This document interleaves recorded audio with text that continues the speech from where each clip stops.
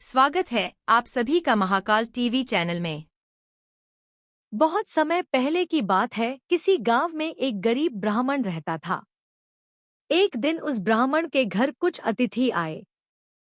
ब्राह्मण की स्थिति इतनी खराब थी कि उन अतिथियों को खिलाने के लिए घर में अनाज तक नहीं था। इस स्थिति को लेकर ही ब्राह्मण और उसकी पत्नी के बीच थोड़ी कहासुनी होने लगती है। ब्राह्मणी कहती है, तुम्हें पेट भरने योग्य अनाज कमाना भी नहीं आता है। इसी का नतीजा है कि आज घर में अतिथि आ खड़े हुए हैं और हमारे पास उन्हें खिलाने के लिए कुछ भी नहीं है। इस पर ब्राह्मण अपनी पत्नी से कहता है, कल कर्क संक्रांति है। मैं कल भिक्षा लेने के लिए दूसरे गांव जाऊंगा। वहां एक ब्राह्मण ने मुझे आमंत्रित किया है। वह सूर्य देव की तृप्ति के लिए कुछ दान देना चाहता है। तब तक जो कुछ भी घर में है उसे आदर सत्कार के साथ अतिथियों के सामने रखो। ब्राह्मण की यह बात सुनकर ब्राह्मणी कहती है, तेरी पत्नी होकर मैंने कभी सुख नहीं भोगा है। न कभी खाने को मेवा मिष्ठान मिला, न ही ढंग के वस्त्र और आभूषण। आज तू कह रहा है कि जो भी घर में पड़ा हो वो अतिथियों के समक्ष रख दो। जब कुछ है ही नहीं तो मैं उनके सामने क्या रख दूं? पड़े हैं तो बस एक मुट्ठी तिल। तो क्या अतिथियों के सामने सूखे तिल रखना अच्छा लगेगा?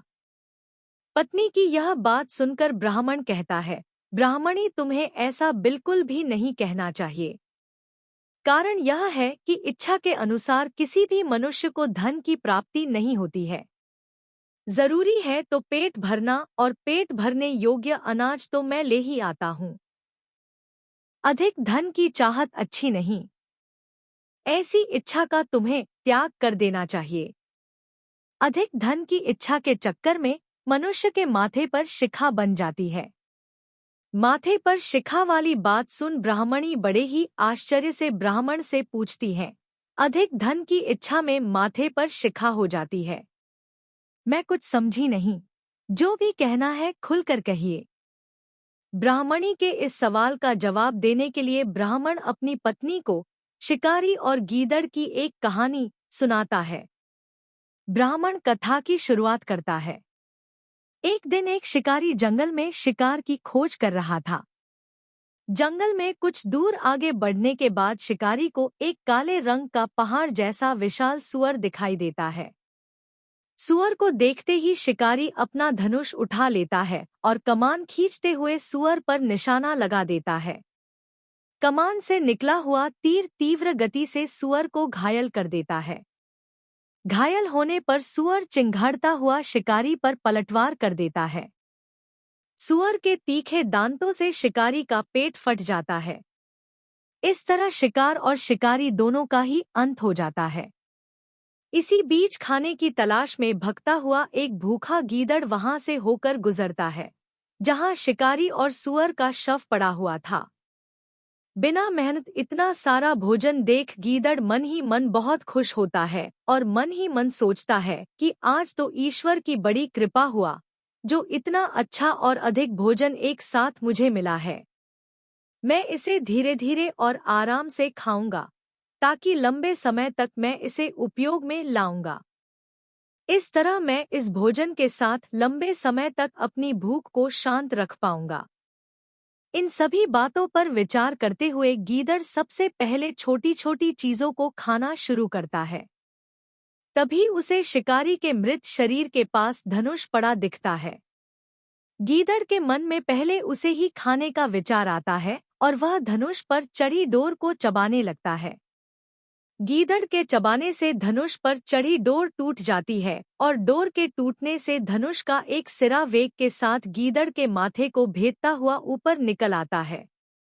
गीदड़ के माथे को भेद कर धनुष का जो सिरा गीदड़ के सिर पर निकल आता है, वह ऐसा प्रतीत होता है मानो गीदड़ के माथे पर शिखा निकल आई हो। घायल होने के कारण कुछ देर बाद गीदड़ की भी मौत हो जाती है। इतना कहते हुए ब्राह्मण कहता है, ब्राह्मणी, इसीलिए मैं कहता हूँ कि जरूरत से अधिक लोभ से माथे पर शिखा आ जाती है। यह कथा सुनने के बाद ब्राह्मणी कहती है, ठीक है, अगर ऐसी ही बात है तो घर में जो मुट्ठी भर तिल पड़े हैं उन्हीं को मैं अतिथियों को खिला देती हूँ।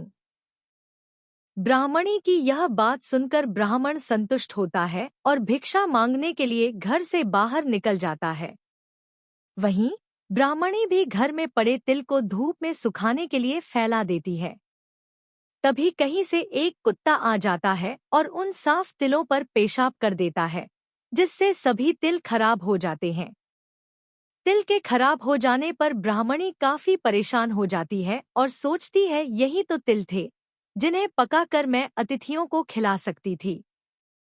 अब मैं क्या करूं?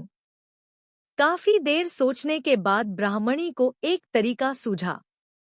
उसने सोचा कि अगर वह गंदे तिलों के बदले साफ तिल देने की बात कहेगी तो कोई भी आसानी से मान जाएगा। साथ ही किसी को भी इन तिलों के खराब होने की बात पता नहीं चलेगी। इस विचार के साथ वह उन तिलों को लेकर घर घर घूमने लगी। ब्राह्मणी की यह बात सुनकर एक महिला वह तिल लेने के लिए तैयार हो गई, लेकिन उस महिला का पुत्र अर्थशास्त्र पढ़ा हुआ था। उसने अपनी माँ से कहा कि इन तिलों में जरूर कोई न कोई खोट होगी, वरना कौन साफ सुथरे तिलों को गंदे तिलों के बदले देने के लिए तैयार होगा। पुत्र की यह बात सुनकर महिला ने ब्राह्मणी के तिलों को लेने से मना कर दिया। कहानी से सीख: हमारे पास जो भी होता है हमें उसी में सुखी रहना चाहिए। किसी के पास ज्यादा चीज देखकर दुखी नहीं होना चाहिए।